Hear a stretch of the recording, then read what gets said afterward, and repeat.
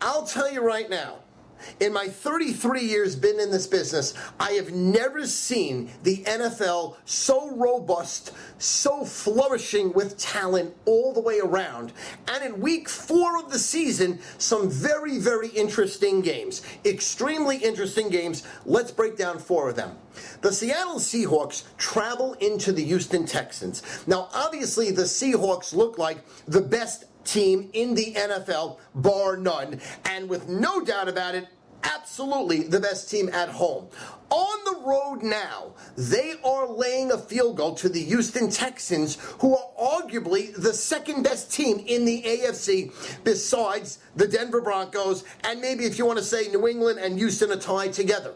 So if the Seattle Seahawks in week 4 are laying a 3-point spread, a field goal to the Houston Texans, it's showing you really how disrespectful the odds makers have gotten toward Houston. No, they have never had a long playoff run, but they have an epic running back. They have a very, very solid quarterback, and they have a great defense followed by a very solid offensive line. They have not played well. They've played under their talent level. Seattle pretty much has played exactly where they should be. Struggled on the road and beat a very tough Carolina team, and then waxed 2 teams at home. San Francisco, which we have our doubts about. I'll speak in a couple of moments about them.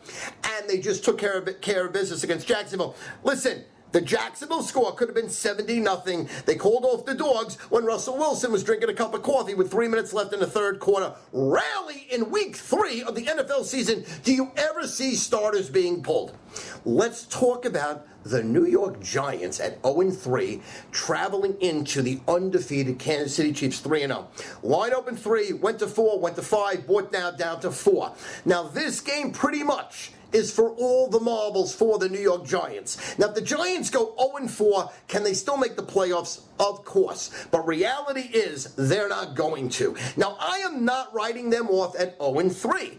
I'm not writing Washington off at 0-3. I think Washington last year was 3-6, and then what they win, like every single game to make the playoffs at 10-6. And the Dallas Cowboys, although they had an epic victory against the St. Louis Rams, I'm not penciling them in as any epic team because they easily could have an epic fail in December like they always do. Every year they come into December in good shape and lose 3 out of the 4 December games. So right now, that division is wide open. But Tom Coughlin has to have his team ready because the Chiefs are loaded. They are not as bad as they were last year where they only won a couple of games. Now they have a very rock-solid quarterback who is extremely underrated. They can run the ball. They have a very solid offensive line and a very solid defensive line. It's going to be very interesting.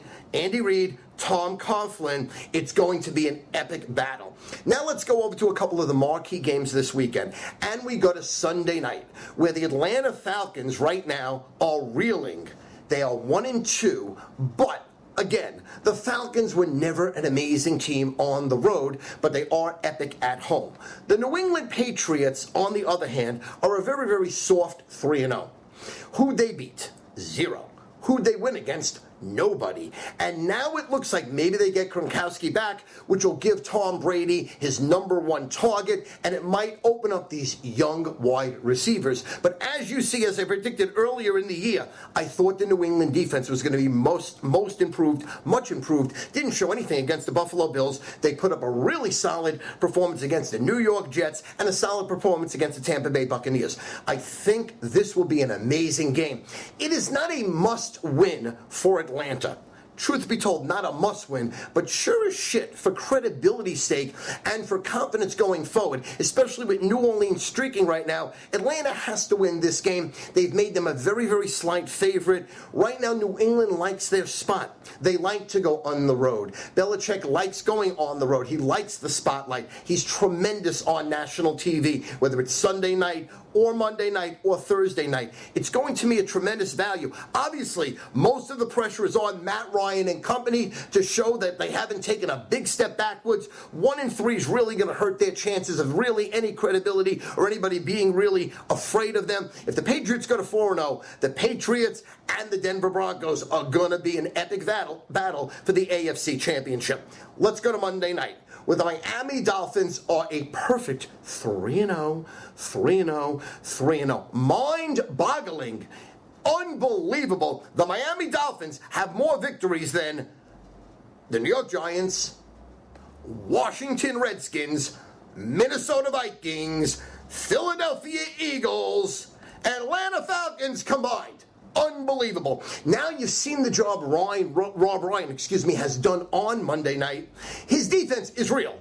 His defense is playing great. They are getting off the field and giving the ball to Drew Brees. Their defense is not tired. They're playing great ball. God forbid if Drew Brees has a defense. He never has a defense. He didn't even have a defense when they won the Super Bowl and won the Super Bowl. Make no mistake about it. The New Orleans Saints are a real team. They are the real deal. Now let's go over to Miami Dolphins, where they're real. They're real all facets of the ball.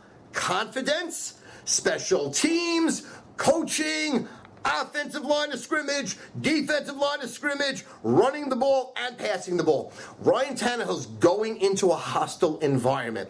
This is going to be a very, very tough game for Miami to win. But Miami is getting a lot of respect as the odds makers. This game ain't 9 or 10, as if you really look at the game and you really power rate the game, Saints should be 10. Monday night at home, it spells 40-point blowout. But they're telling you the Dolphins are for real.